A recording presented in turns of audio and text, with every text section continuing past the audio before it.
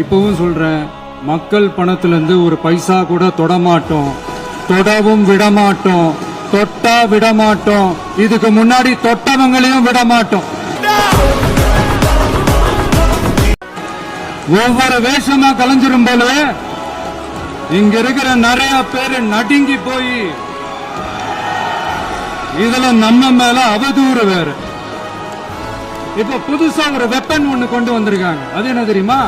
அவங்க தயவால தான் நம்ம ஆட்சி நடக்குதாம். மக்கள் தயவால இந்த ஆட்சி நடந்துகிட்டு இருக்கு.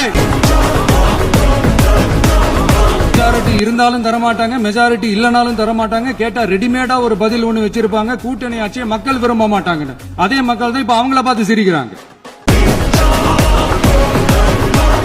எனக்கு ஒரு குட்டி கதை ஒண்ணு ஞாபகம் வருது, சொல்லாமா? ஒரு ஊர்ல ஒரு பெரியவர் வெயில் ரொம்ப ஜாஸ்தியா இருக்குன்னு சொல்லிட்டு கண்ணுக்கு மேல கை வச்சுக்கிட்டு இப்படி சுத்தி முத்தி தேடிக்கிட்டு இருந்தாராம்.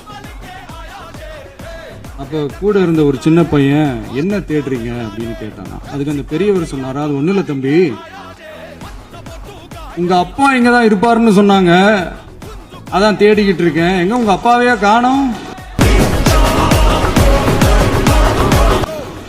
அவங்க இருந்திருந்தா ஒரு ஆக்ஷன் பண்ணணும்னு எனக்கு தோணுச்சு. எல்லாரும் போயிட்டாங்க. பர்மிஷன் பண்ணலாமா? பண்ணலாம், ஒன்றும் தப்பு இல்லை.